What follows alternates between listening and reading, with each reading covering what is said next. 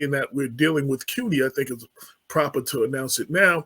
So I have just won the 2022 Journalism Fellowship from the Craig Newmark Graduate School of Journalism at CUNY for the second year in a row. Last year it was a paid fellowship to cover the New York City races, and this year is paid fellowship to cover the statewide races.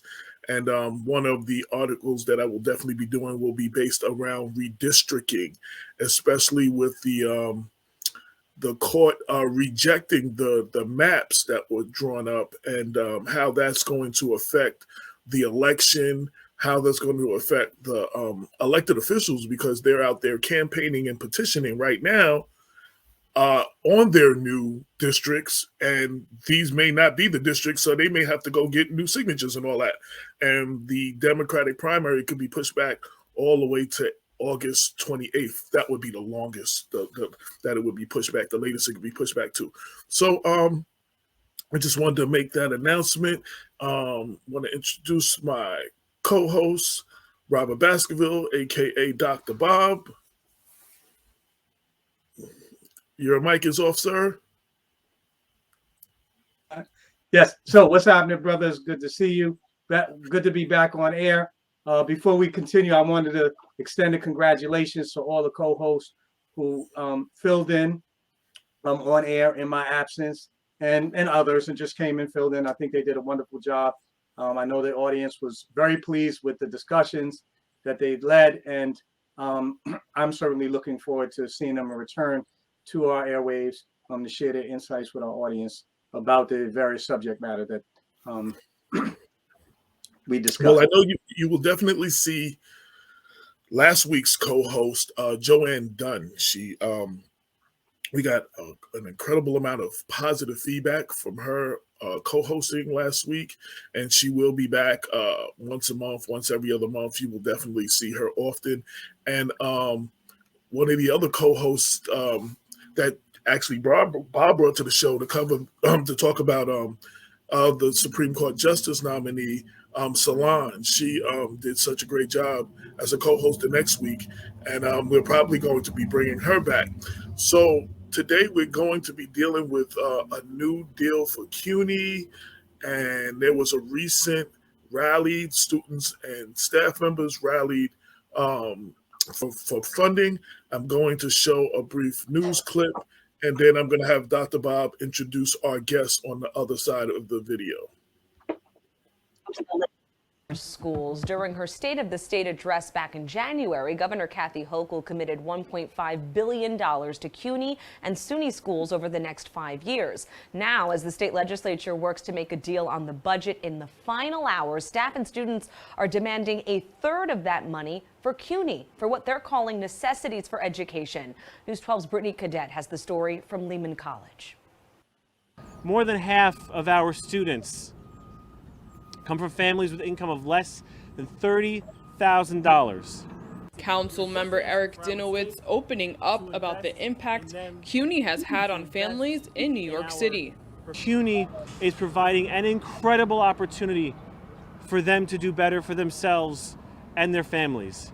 Since the early 1990s, staff and students here say that the state funding for CUNY senior colleges has fallen 38%. A new deal for CUNY! A new deal for CUNY! Staff and students here at Lehman say this has contributed to what they are calling a staffing crisis at CUNY. So the new deal for CUNY requests of $500 million would also hire full-time faculty members to provide better quality of education to everyone, as well as mental health counselors.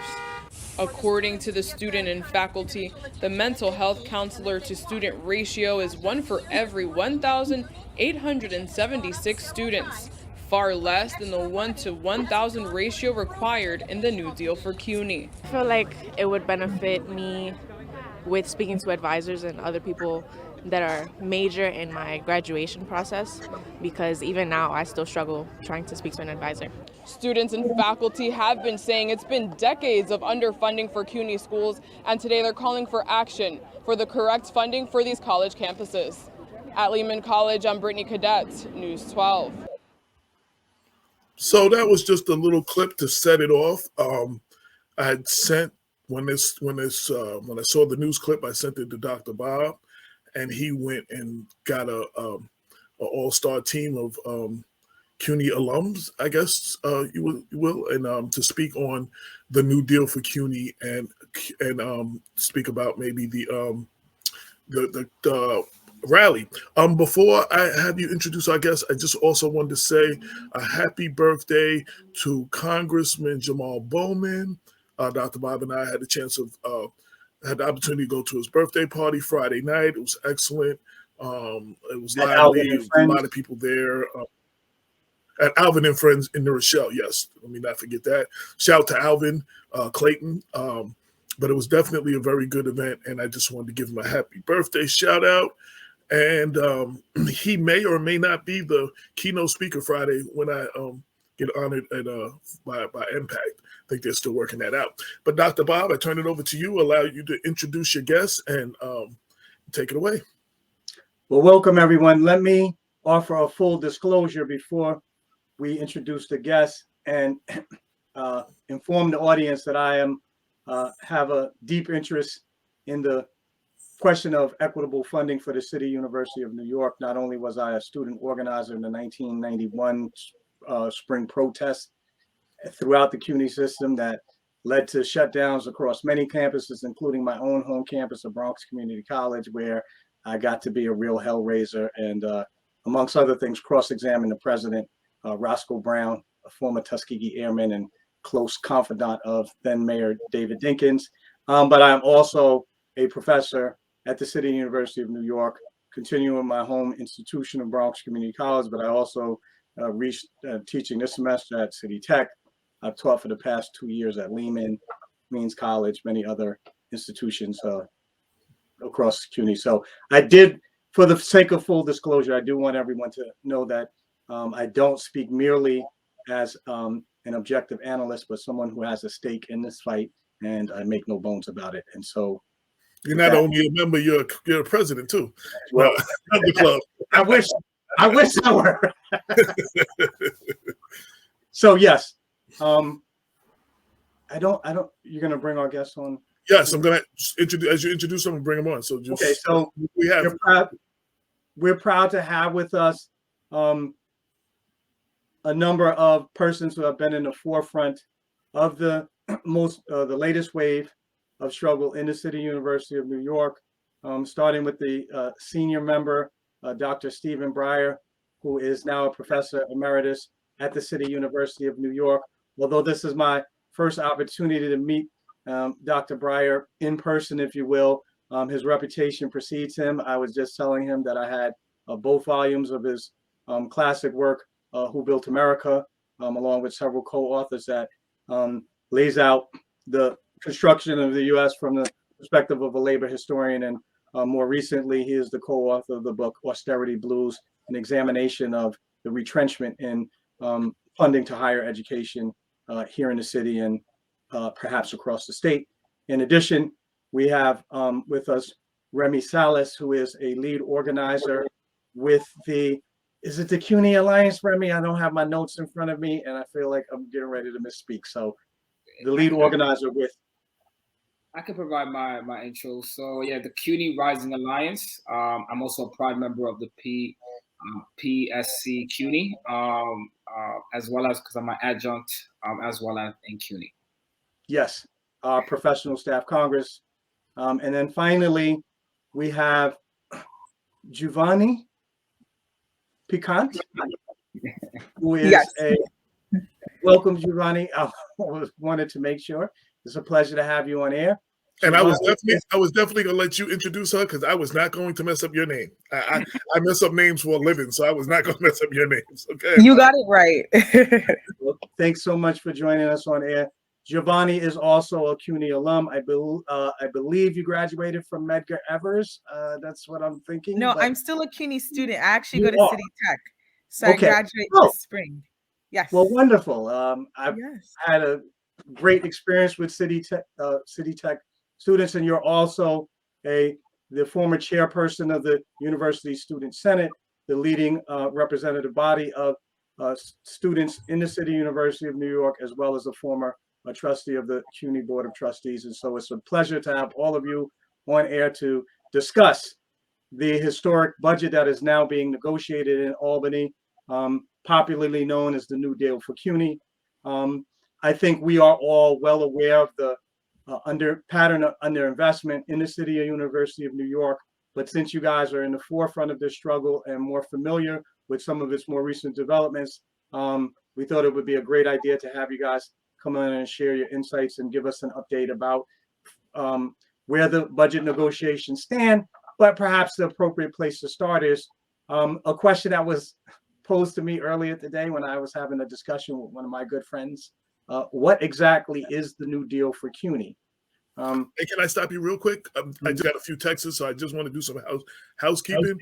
So this is the first hour. The second hour, we will be dealing with the ending qualified immunity. So people that are looking for that we're going to start that conversation at 7. This is first half of the hour we're dealing with a New Deal for CUNY. So I had a few people looking. They were wondering if this was about qualified immunity, and we're confused. So I just wanted to clear that up. So go ahead, Dr. Bob.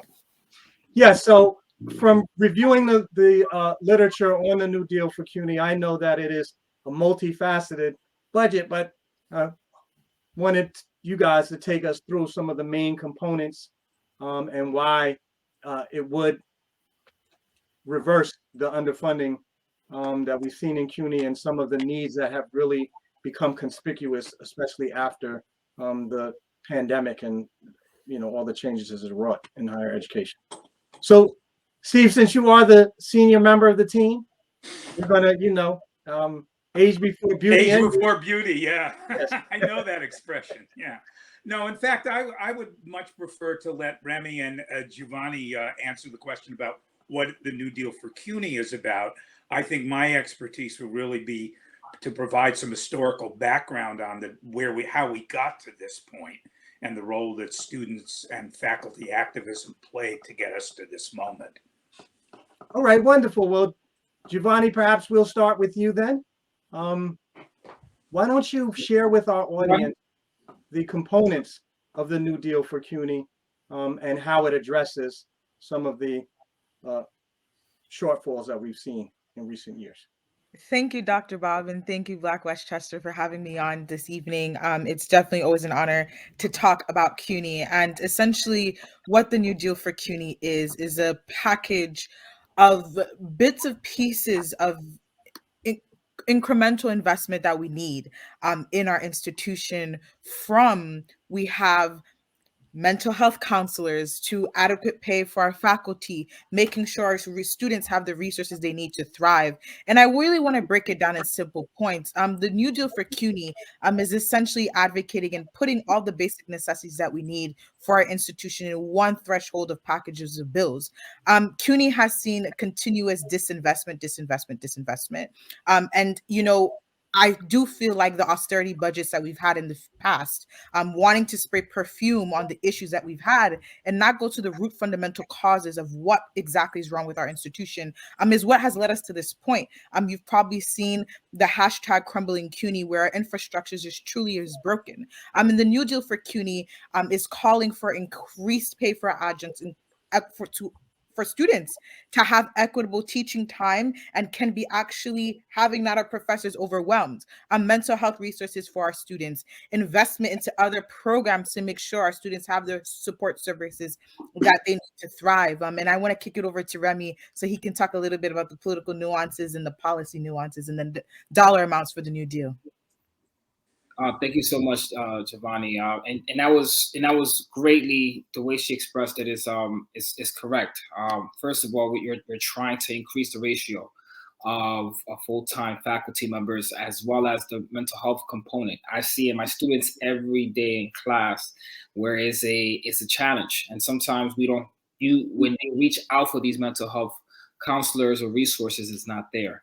But looking into the politics of it and where the legislation is right now on both houses, on the Senate as well as in the Assembly side, majority of Democrats have signed on and they see the value in this. When we talk about where we're asking for $500 million dollars for this bill is supporting the counselors, academic advisors, as well as the adjunct paid tuition, but also trying to make sure it is free as well to the public. I know that we're going to talk about the historical context on how that definitely changed CUNY later on with Dr. Breyer, but a lot of politicians and electeds on the state, they see the value of CUNY, and hopefully that it can transform it into the finish line in terms of making this bill pass and also perform at CUNY. AJ, I actually have a graphic that lays out in detail the major components of the New Deal for CUNY, and I just wanted to go over the different components because there's a lot here. Even though one of the main focus of the funding package is to provide additional money for full-time faculty and also for adjuncts who have historically been underpaid, as Remy and I know Steve knows. There are other components as well that are intended to directly benefit our students. One of the pressing needs that has really revealed itself during the pandemic is the need for mental health assistance for our students. As a faculty member who's in the classroom, I can tell you that even before the pandemic, it's been quite obvious that some of our students are in need of mental health treatment. And so there's $29 million that's slated for mental health counselors. Another important need that our students have is for academic advisement. Very often we find that the rate of graduation amongst CUNY students lags behind the national average, in part because of the rather Byzantine process of class selection that you have to complete towards your degree. And administrators have wisely slated an additional $50 million or asking for an additional $50 million that will go towards academic advisors. Adjunct pay parity, which I'm all for, as you know, an adjunct, someone who's been caught in the adjunct trap, as we like to say. But in addition, also direct funding to students themselves in the form of tuition reduction assistance. I guess this is going to go for TAP, $59 million to close the so-called TAP gap, and another $31 million for tuition reduction. So there's a lot here in this budget. I'll also note that as a faculty member at Bronx Community College, there are a number of programs that are designed to equip students with marketable occupational skills. Bronx Community College, for example, has one of the largest nursing programs in New York State, and along with other colleges, Lehman, I know Hunter as well. There's $4.5 million there as well. We have a pressing need for childcare, and so we can see, everyone, that this new budget goes well beyond putting money in the pockets of faculty members, as important as that may be. It provides direct financial assistance to our students and also indirect aid for the many services that they need in order to really capitalize on a CUNY education. So, but you guys can go on. I guess I'll stop sharing this. I will, for anyone who's interested, I'm going to try to put this in our chat bar in a minute so you can look at the report directly.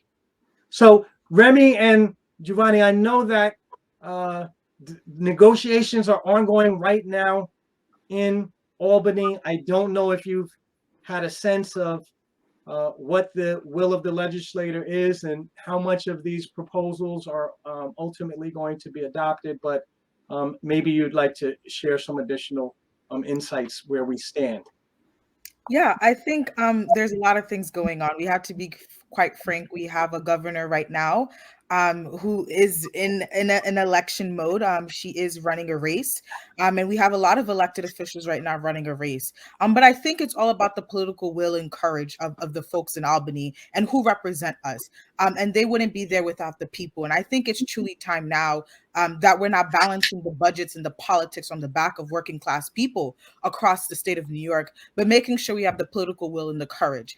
If the past 2 years during COVID-19, the injustices that we have seen and the disparities that we have seen on all ends, from criminal justice to healthcare, to food insecurity, to education, to policing, this is the time now for us to have a holistic method of how we're going to bring our state back. And if people look to New York as the leader of the capital of this country and making sure that we are leading, we need to make sure that we're putting working class people first who help this state thrive. And I think it's all about political will and courage. And I truly believe if everybody wanted to do the right thing, it'll be a little bit easier. And I think people know what this means, investing in giving working class people the opportunity to seek an education. It changes the playing field. And this is only rooted in the systemic racism and inequities that people want to maintain. And there are a lot of people in Albany who are extremely comfortable with the status quo. And we need to make it sure that's time now that we make them uncomfortable. We have to let them know the people have elected you, but you also have to work on behalf of the people. And we need to invest in the working class people of New York City. And that starts with the City University of New York. I don't know if Remy wants to add anything on that.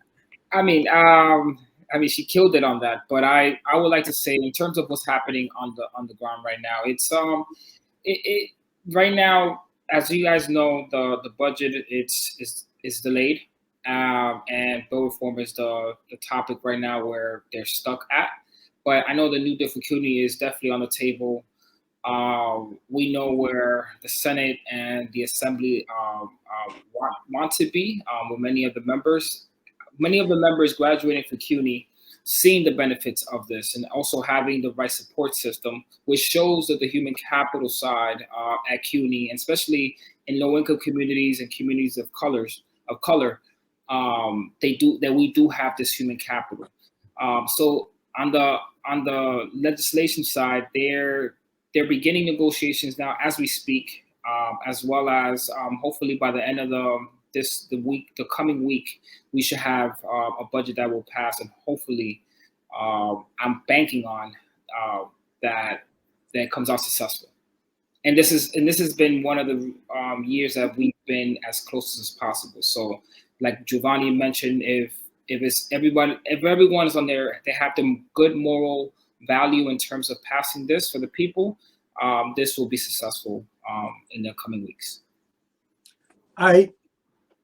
In a moment, since Juvanie mentioned the central role that CUNY has played in educating working class New Yorkers, I think it's important for us to get a sense of that actual history. And for that, I'd like to ask Steve to give us a brief synopsis of the actual origins of the City University of New York. But before we do so, I do want our audience members to note that we have a significant stake in the outcome of this debate, because as you can see from the graphic that I'm sharing with you now, we have a sizable number of students and faculty members who are members of the City University of New York. Here we have it broken down by legislative district. And you can see that in all instances, local legislators who are now weighing this matter up at the Albany have constituents who have a direct stake, both as college students and also as faculty and staff.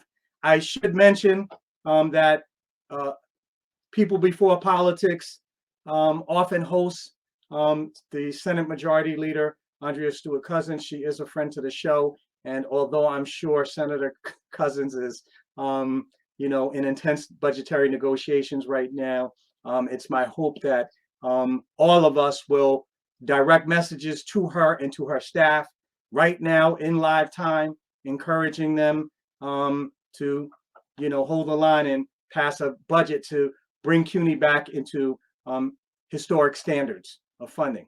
having said that, I'm going to stop sharing my screen and I'm going to actually ask Steve. Steve, we got you.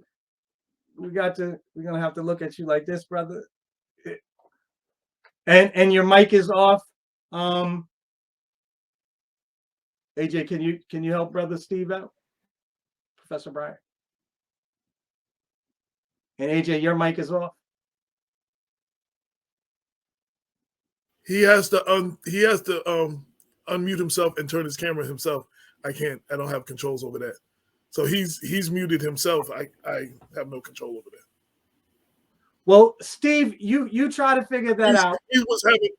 He's been going back and forth. I think he's having Wi-Fi issues because he's been popping in and out. So once we get that cleared up, I will definitely get him back on. Fantastic. Can I just add one thing in terms of how CUNY, growing up in the Bronx, and also being able to go to CUNY for my first year, I see where on the ground how this helps low-income communities, as well as many community members that I've seen, even my own students, where when we talk about supporting with academic advisors and mental health services is not a light ask. It's an ask that is meaningful because the human capital is there.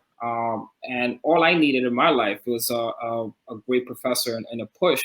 Now I'm a professor at CUNY and doing a lot of work, as well as we see in many of our state legislators, like Assemblymember Jackson in the Bronx. She also have taken from these resources, and we want to make sure that everyone is heard and everyone has these resources to thrive as well. So I see that Dr. Breyer is back on.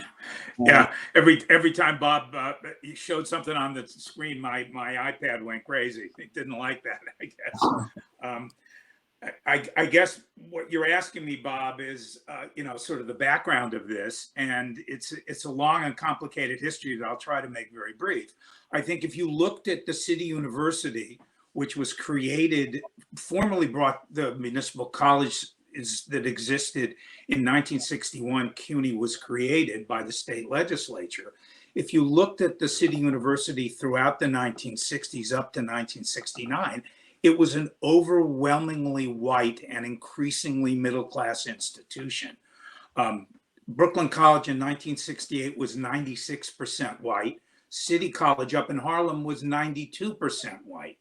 And though the CUNY administration had indicated some concern about this, they put off until 1975 any real effort to change it. But the students, and this is, I think, the important thing for us to remember in the context of the New Deal for CUNY, the students, many of the few students of color in the senior colleges and the community colleges in 1969 simply said to the CUNY administration and to the politicians in New York City and New York State, we're not waiting till 1975 to change this. We're demanding that something be done. And what they demanded was not just open admissions, to open up CUNY to make it less white and less middle class, because of it was extremely restrictive in terms of who could get in and what they needed to do to qualify to get in, even though it was a public institution, publicly funded with free tuition. They went on strike. They closed campuses down, not just at City College, but also in Brooklyn and in Queens.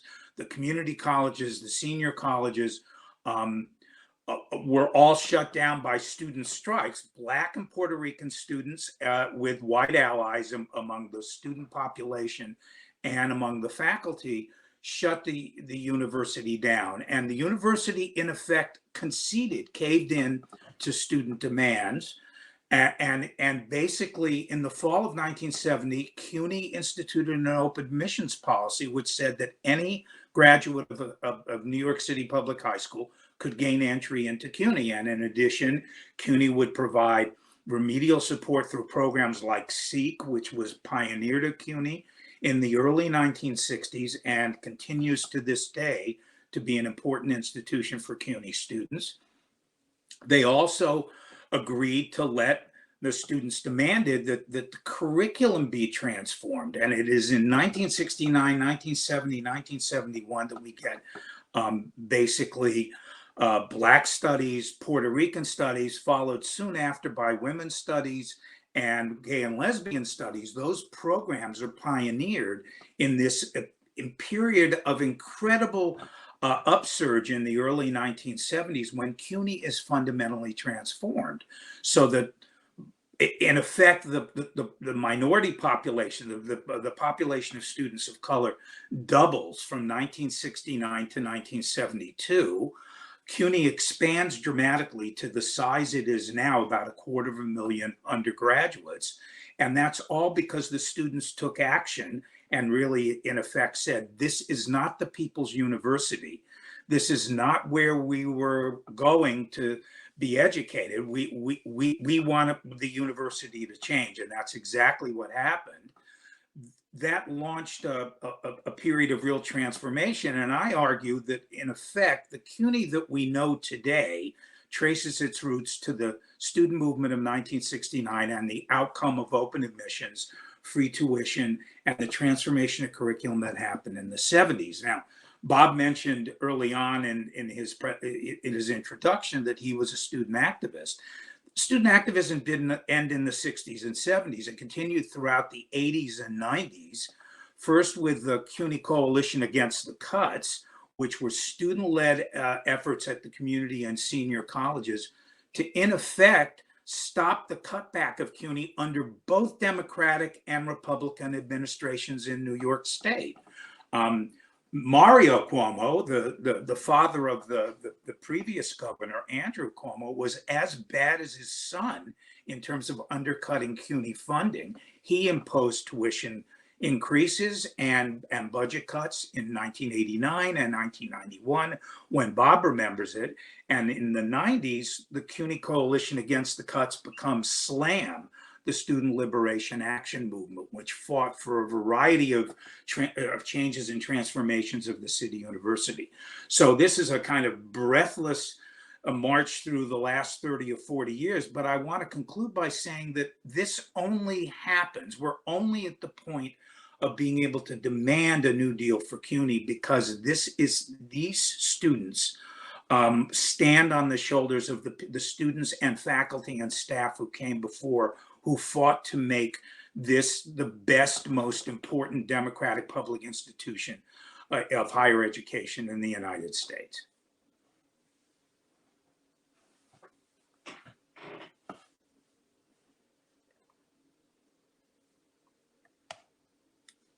You're muted, Bob. Yes, I'm sorry. For me, being a student activist at Bronx Community College really was a coming of age.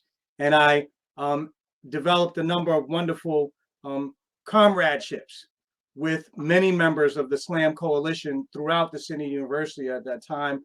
We had strongholds at Hunter, at the City College, including Adonis Rodriguez, who went on to become a city councilman. Alex Vitale, Dr. Alex Vitale, whose book was being waived recently by Ted Cruz, author of The End of Policing. And so this really is an intergenerational struggle. And I think the fact that we now have the state legislature willing to consider seriously the demands that have been made for decades really is a testament to the power of collective action. And I hope this gives us encouragement to redouble our efforts to raise militant protests. Out in the streets, we were out there when Giuliani was in office, and I can't even believe some of the things I did then, and some of the things I dragged my ex-wife through. But in any case, finally now we have an opportunity to bring about greater equity between funding at the City University of New York. And I think it's important for us, Dr. Breyer said that today the City University of New York is about 75%. The student body is comprised of students of color. And one of the interesting measures of the inequities in funding that we've seen has been a divergence in the number of full-time equivalent faculty members, FTEs, for CUNY and SUNY. And I have a graph here that I've cribbed from, here we go. That I cribbed from a report, I think that was done by our professional staff Congress, perhaps, or the faculty senate. And I just wanted to share it very briefly so people could see more clearly precisely the kind of changes that have occurred, the inequities that students at the City University are dealing with. We can see here from this graphic that shows us the number of full-time equivalent faculty per 1,000 students at SUNY in the top, in the orange line, and at CUNY along the bottom. And you can, I'm sorry, Steve, I know. And you can see everyone since 2003, there has been a growing gap in the number of full-time equivalent faculty members between SUNY, a mostly white institution, and the City University of New York, a mostly Black institution. I do not think it takes a great deal of imagination to understand what this means in terms of the quality of education. Remy, why don't, since you are in the classroom as an adjunct, can you share with us some of your personal insights into the way that this growing funding gap between the CUNY and SUNY in terms of full-time equivalents means for the quality of education in the classroom itself? Sure. So this will help tremendously because when a professor is taking in so much of his workload, it's really going to be harder to provide the attention to all the students as they want to have. As an adjunct, during the pandemic, I had almost 90 students, and many of them didn't know how to, it was first time on online courses. They were having issues. They were losing their jobs. Also, we have to know that, homelessness is also an issue at CUNY, where we want to make sure as a professor, I wanted to make sure that I was a resource. But with the laying off jobs as well, the workload became so heavy. And I can just imagine my colleagues all over CUNY, how they had to deal with that, as well as the ones that lost their jobs. They lost their health benefits. They lost the opportunity to continue to grow in their profession, as well as doing what they love and impacting students and in New York. So it's tremendous. We want to make sure that we have more educators and academics teaching at CUNY, because that helps the overall academia offerings at CUNY. And I think it's important to note that, contrary to popular belief, more than 1 out of every 2 faculty members in the City University of New York is effectively a part-time employee who suffers from, and AJ, if you could share the graph that I'm showing, suffers from what is popularly referred to as precarity. I believe I've got the correct pronunciation. To be an adjunct means that you're essentially a part-time per diem worker. And although your workload is exactly the same as your full-time tenure track members, nevertheless, the actual wages and benefits that you get are significantly lower. Here I'll share. I want no pity, everyone. We all make our choices, and I've made my choice because I love teaching. But I will tell you, and AJ knows this, at the beginning of the semester, with the reduction in the number of courses that have been assigned to adjuncts, I actually would leave class at 8 o'clock at night on a Thursday night and actually go out and do Uber Eats, trying to make up extra money. This is legion throughout the City University of New York. And to be quite frank, my sense is this is consistent with a general pattern that we see across the United States, where increasingly both public and private universities are relying on part-time employees to actually teach our classes, and the quality of the education suffers as a result, despite our best efforts. Yeah. I would also like to add, when we don't have enough professors or adjuncts, course offerings disappear. And that also affects the students directly, because they are trying to graduate, they're trying to move forward and impact their communities. So we definitely need more full-time professors, as well as providing adjuncts the opportunity to move into that area, as well as providing them the proper compensation for their work. Because I have one class this semester, and it feels like two, and sometimes you just can't help your students as much as you can, because it's just, you have to pick up another workload somewhere else. So I definitely understand that story that you just mentioned there. Right. Let me ask you all a question. So, again, I showed the clip of a rally that y'all had earlier this week, and I think you were speaking, Remy. You were one of the people speaking on the news clip. I want you to talk about why y'all did that. Talk about that, and I want to also ask all of y'all, for people that are listening now, for people that are not familiar, it's hard to cover this whole topic within an hour. Where can they go to find out more about a new deal for CUNY, and what can people listening do to help make this a reality? Sure. So we are an active bunch. So every week we're doing a lot, and that what we did in Lehman College, trying to draw attention and making sure that folks understand how important this is, the new deal for CUNY. Ironically, we didn't really call too many students. The students saw and they heard what we're talking about, and they just gathered, because they know that the work translates in terms of their everyday lives. So we were able to gather so many people, as well as so many professors and so many speakers. But even prior to that, we had a march on December 11th, where we had over 1,000 people in the streets in Queens, as well as the March 6th, where we walked through the Brooklyn Bridge to Manhattan to Foley Square, where we had over 1,000 individuals as well. This fight is very important. The New Deal for CUNY is something that's game changing to the whole city and the state. Because one thing that people don't understand, that we have many people from Westchester all the way to Poughkeepsie, even to Putnam County, and even from Long Island, and go into CUNY, and they see this great benefit that the city provides.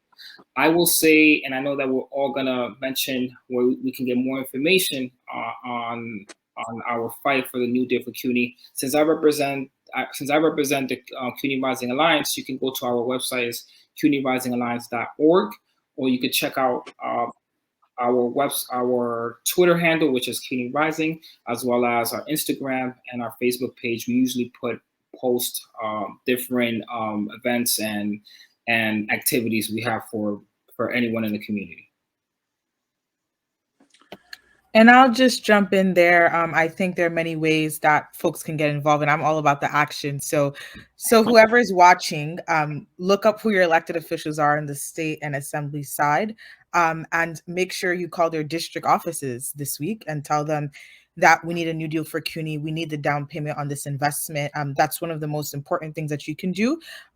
You are the ones that elect them into office, so it's very important that they know their constituency is active.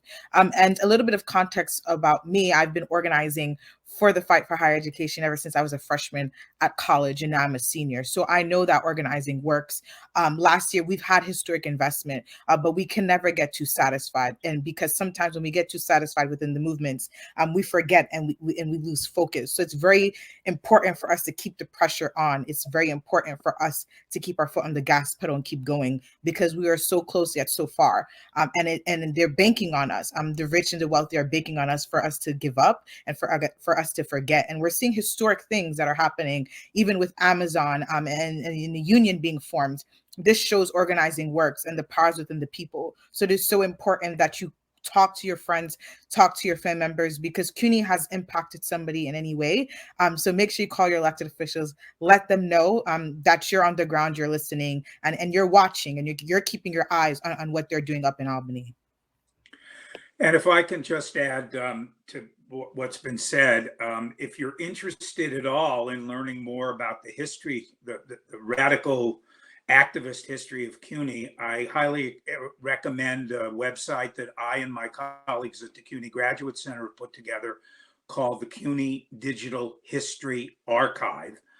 It's CDHA, the initials, .cuny.edu, and on that site are oral histories and documents and images of all of the struggles of CUNY, going back to the founding of the municipal college system in 1847 with the Free Academy, which becomes City College, all the way up to the 2020s and the effort of CUNY faculty and staff to deal with the COVID crisis.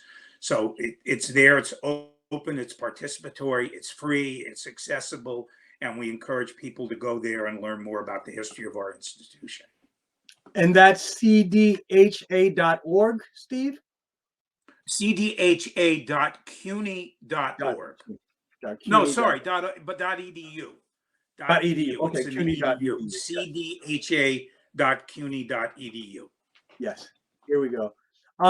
Now, Steve, I did want to ask, since the shift that we've seen in funding to public education is the topic of your most recent book, Austerity Blues, I wanted to know if you could give us a sense of the way in which the state's funding to state and I guess cities funding to CUNY has changed, and some of the driving forces behind this. We might generally call this a kind of neoliberal shift. But why don't you offer, Yeah, I'd be happy to say very briefly, my co-author, Michael Fabricant, who was a vice president of the PSC CUNY, and I were really intent, and when we published the book in 2016, in trying to understand the broader context for what was going on, not just with CUNY, but with public higher education in general. And our takeaway, and what the book is really about, is to focus on the neoliberal turn that actually, interestingly, starts with CUNY during the fiscal crisis of 1975-76, when Mayor Beam went down to Washington to get some help from the Gerald Ford administration. He was confronted by Gerald Ford and William Simon, the Treasury Secretary, and the three things they pointed to in New York City that they hated and demanded be changed before anything could be done was our overly generous welfare system, which is the way they described it,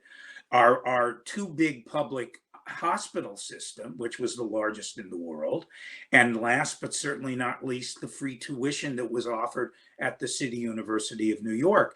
And those three things were thought to be kind of markers of what was wrong with the kind of social democratic polity that was created in New York in the aftermath of the Second World War.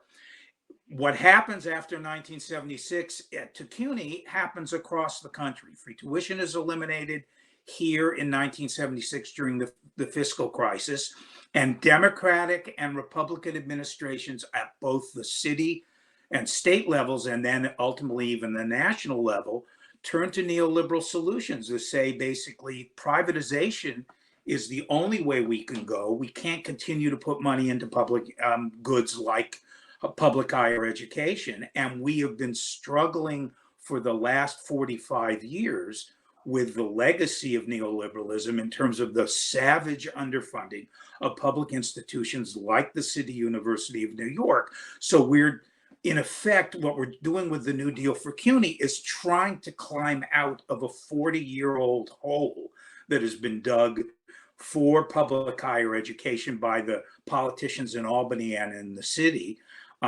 just to get back to where we reasonably expect it to be in the 1970s when open admissions was implemented. And that takes all the forms that we've talked about today. We need better infrastructure. We need to fix our decaying buildings. We need full-time faculty. We need fewer adjuncts and much more full-time faculty. And if we have adjuncts, we've got to pay them better. And we have to provide a series of student support services that are vital to any student undergraduate population, but especially so given that 3/4 of our students are students of color who come from families who make less than $30,000 a year. So this is a kind of a beacon of what I hope will be a real resurgence of public higher education. And the only way we can do that is to undercut the neoliberal agenda. And that's what we were arguing in Austerity Blues.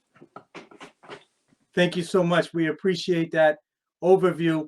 I'm looking now at the headline that I clipped from the Daily News in the 1970s, which is infamous, and I know you know well, Steve, Ford to City, Drop Dead.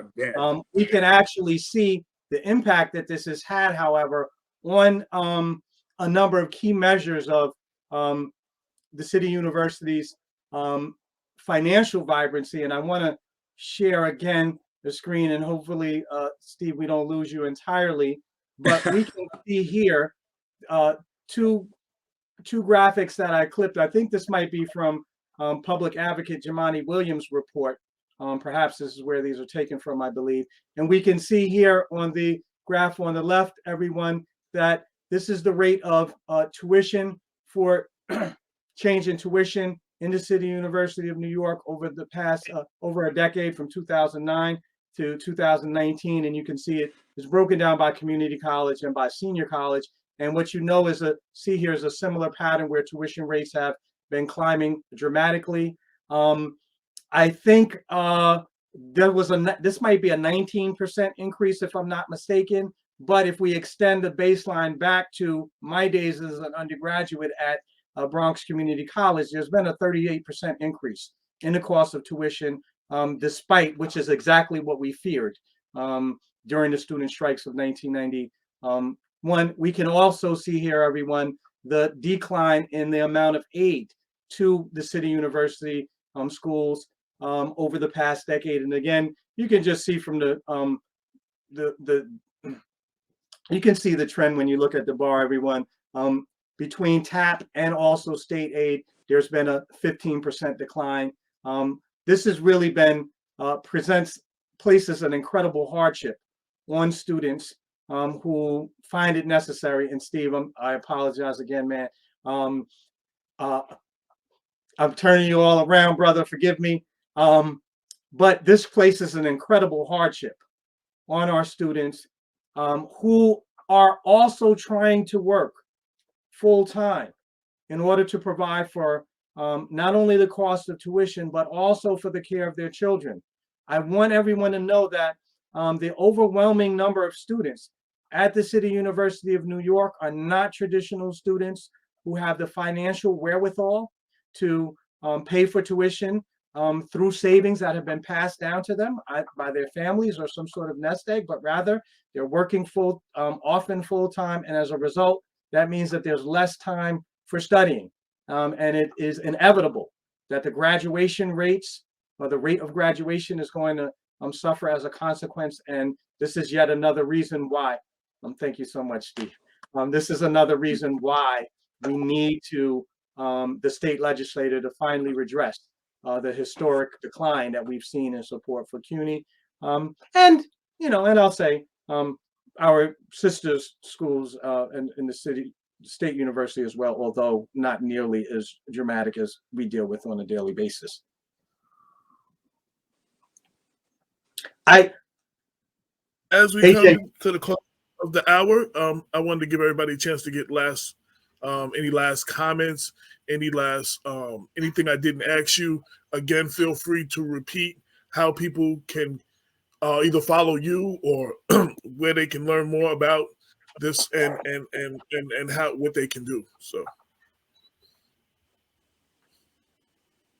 Sure. I just want to just say one more time so that we will know that this is the year to reinvest in CUNY.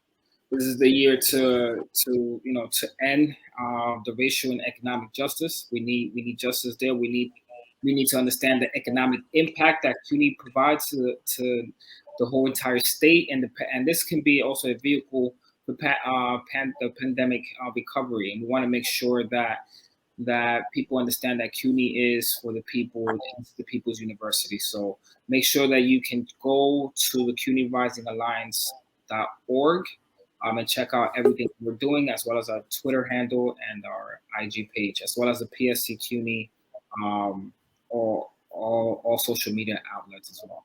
Thank you. I just want to add a special thank you to Assembly Member Karina Reyes and State Senator Andrew Gennardis for sponsoring these bills and making this happen and leading the charge and actually putting our vision into legislation and work. And that's something that's incredibly important. And without their advocacy and energy, we wouldn't be here in the legislature. And I know they're going to hold the line to make sure that they do what's right. But I just want to reiterate, this is a time now for us to get the job done. We're seeing so many things happen across the nation, and we have come so far not to be satisfied right here and stop right here. And it's so important that I remember the people on the shoulders that we've stood on to make sure we can get to a point where we can actually seek an education, but we're fighting for the working class people of New York. And it's so incredibly important that we meet the moment. So call your elected officials, keep the pressure on. Remember that we put the elected officials in power and in office. So it's very important to know that the power is in the people's hand, and we continue to operate as such.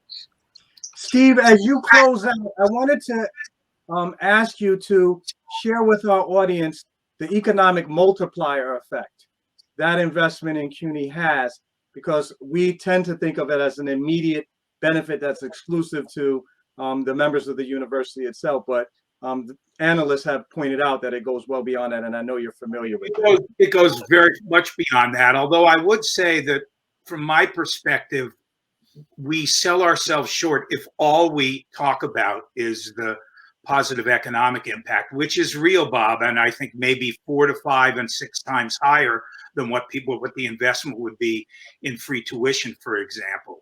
But it seems to me that one of the hallmarks of the City University has been its willingness to educate the children of the whole people, which was the original charge. And that really is about making them, better citizens in a democracy, which is something we tend not to emphasize enough, and I wish we did more.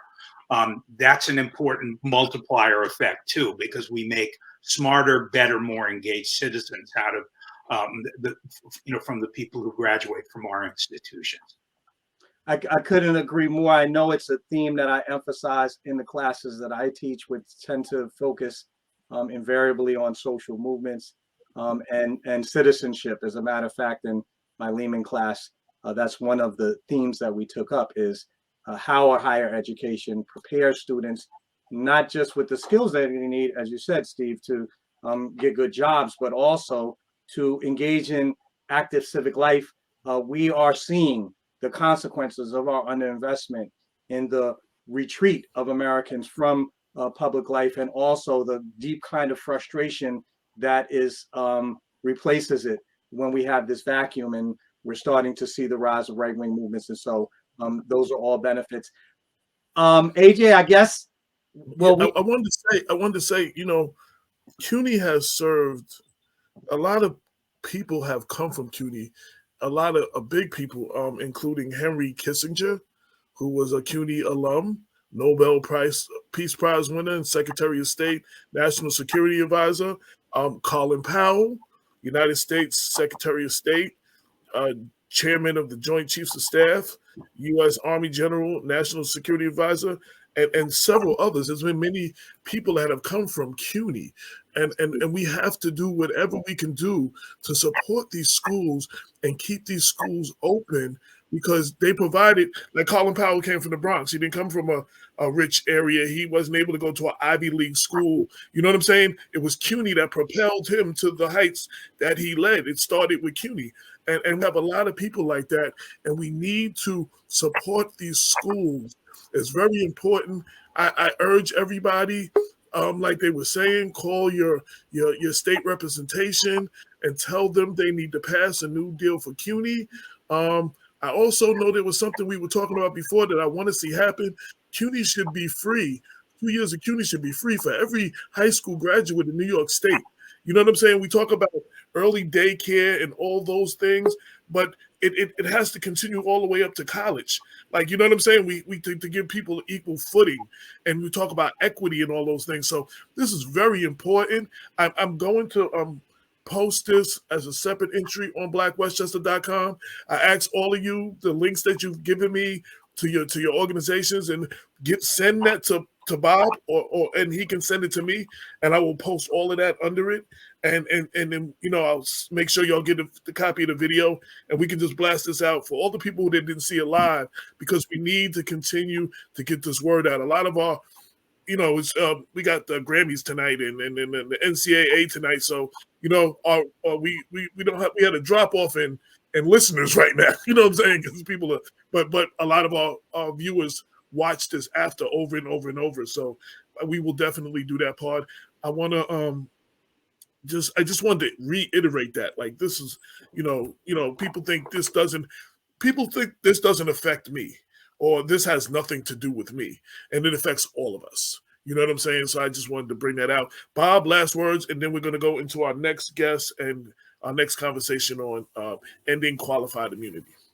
I just want to extend our gratitude to Juvanie, Remy, and Steve for coming on air and sharing with our viewers your insights into the importance of the New Deal for CUNY and the way that collective mobilization across generations has gotten us to the point where we might finally see a redress of the historic underinvestment. Thank you so much. We look forward to having you on air again. And thank you much, guys.